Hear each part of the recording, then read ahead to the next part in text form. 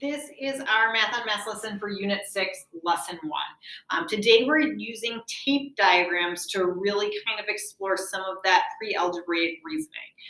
So right now we are focusing on tape diagrams that show either addition or subtraction, or multiplication and a division. Okay, so if I take an example of a problem like 3 times 4 equals 12, right?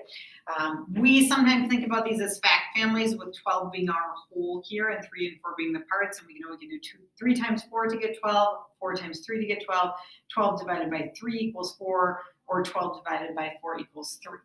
A tape diagram for a problem like this would really show that multiplying, right? I'm either showing 4 copies of 3 or 3 copies of 4. So this might be where we see those 3, the 3 is in the 3 boxes, the 4 is inside each box, and then there is usually a bracket across the bottom or the top that shows what the whole thing is. Okay, so that's pretty straightforward. Looks a lot like our tape diagrams from elementary school. Now let's go ahead and let's change this into a pre-algebraic one. Okay, so we're still going to be multiplying and dividing, only now we're going to have some letters instead of numbers, right? Okay, so if I've got this, right, the bracket becomes very important, okay? So now what I have here is my whole is 20, right? I have 4 copies of x. So sometimes we write this as 4 times x. It's also not uncommon for us now to see this as 4x equals 20. The only number that can make this true is 5, right? 5 is the only thing that if we make 4 copies of, we get 20. Okay, so that gives us an example of some multiplication and division.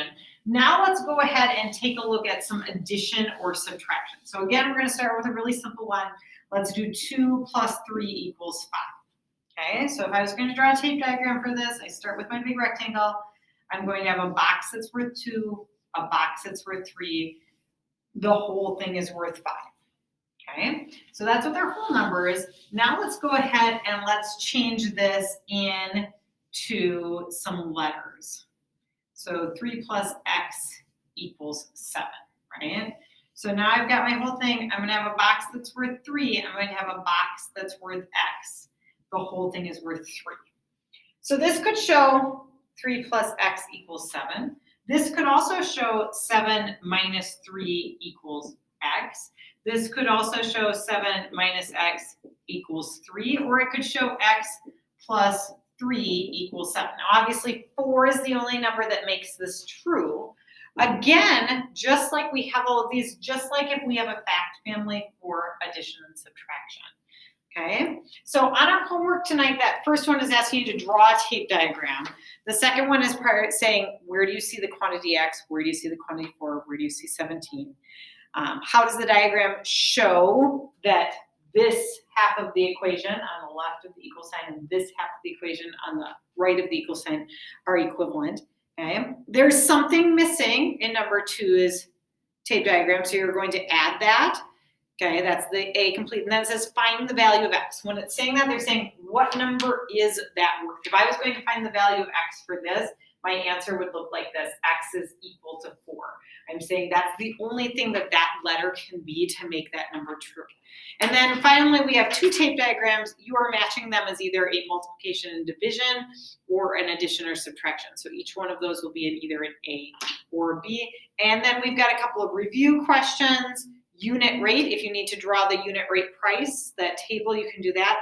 And then a tape diagram that's asking you to match up a certain percentage with some amount. Good luck on your homework.